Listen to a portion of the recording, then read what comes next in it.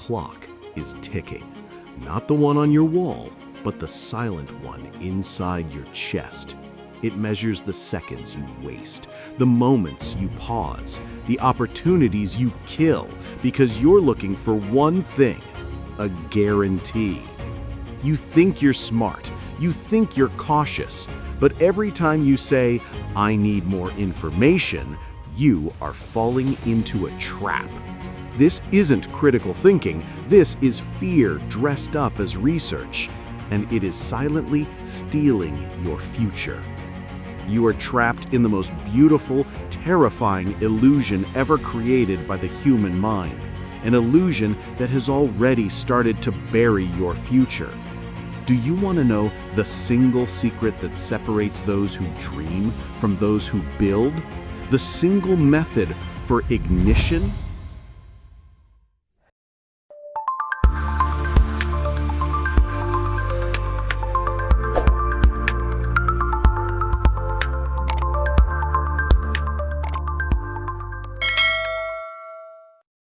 The trap is called the Labyrinth of Certainty.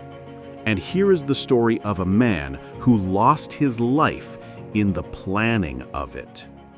This is the story of Kenji, a man who dreamt of building a traditional Japanese water garden, a place of absolute tranquil beauty. This wasn't just a garden, it was his future. He planned to use the finished garden as the perfect setting to propose to his childhood sweetheart, Naomi. The engagement ring sat, hidden in a small velvet box in his drawer, waiting for the perfect day. Kenji had the perfect space in his yard.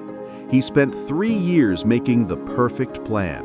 He drew blueprints with architectural precision, researched advanced water filtration systems, and studied 500 years of Japanese garden philosophy. He knew the precise depth for the pond, the exact type of stone, and the optimal hour for the sun. Kenji achieved 80% of his goal.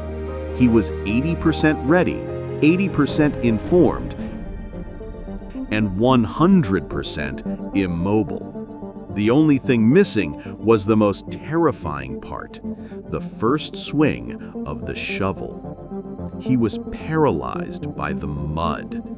What if the pump is too weak? What if the first stone sinks? What if Naomi says yes, but the garden is imperfect? Kenji kept reading, waiting for the perfect moment when the ground would be guaranteed to be level, the sky guaranteed to be clear, and his plan guaranteed to be flawless. Meanwhile, his elderly neighbor, Mrs. Sato, watched him from her own small, messy yard. Mrs. Sato simply decided to cultivate a vegetable patch. Her plan was maybe 60% ready. She used her old rusted shovel, dug a small, uneven hole, and put in a handful of tomato seeds. She ran into problems immediately. The clay-heavy dirt resisted her. The first seeds washed away in a rainstorm, and she lost 3 weeks of growth. But she didn't panic.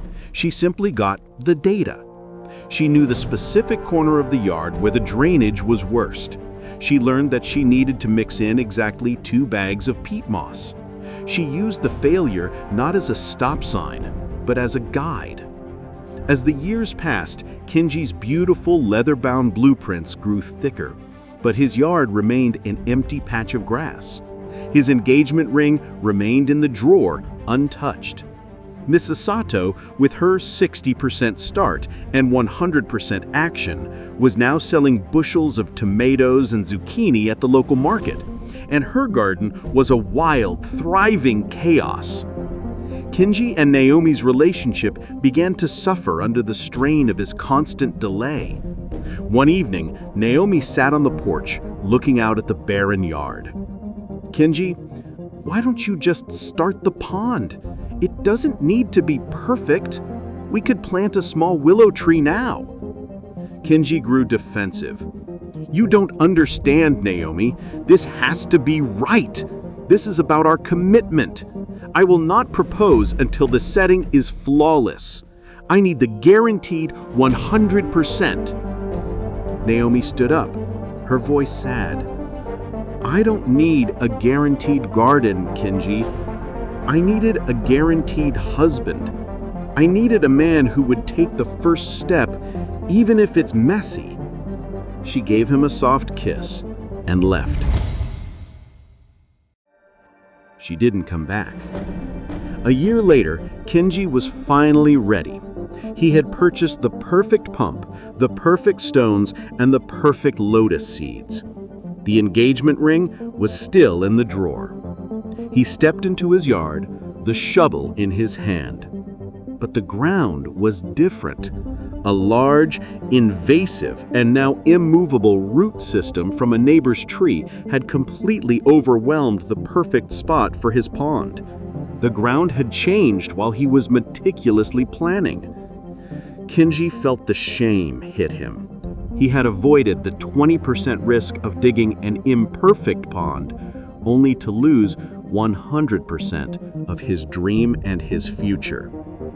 Mrs. Sato found him later that day, sitting on the undug ground. "You look sad, Kenji," she said, offering him a perfectly ripe tomato. "Your blueprint is a work of art." Kenji gestured at the roots, tears in his eyes. "I waited too long, Mrs. Sato. I waited for the ground to be perfect. Now the roots have won. The perfect time is gone." Mrs. Sato looked at him with gentle wisdom. "Kenji, look at the lotus flower.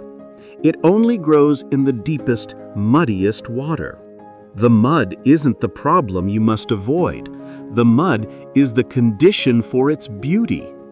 You cannot find the true depth of the mud until you put your hands in it. You only get 80% of your knowledge from the book. The final 20% is hidden in the mud.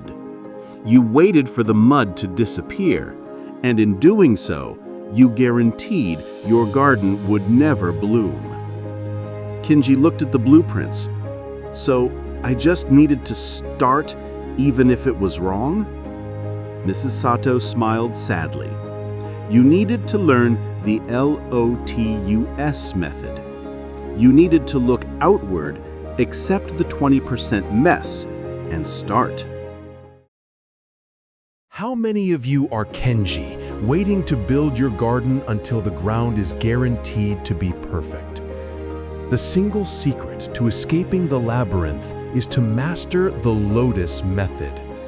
It is the philosophy of acting when you are 80% ready, knowing the final 20% of knowledge, the true depth of the soil, the secret path to success, can only be gained through action. Remember what the LOTUS stands for. You need to thrive in the mess, understand the 80% rule, and start now. Your future is not waiting for a perfect plan. It's waiting for a decision. Think of Kenji. Close the checklist. Take the 80% knowledge you have right now and put your hands in the mud. Because the only thing the labyrinth truly wants to kill is your momentum.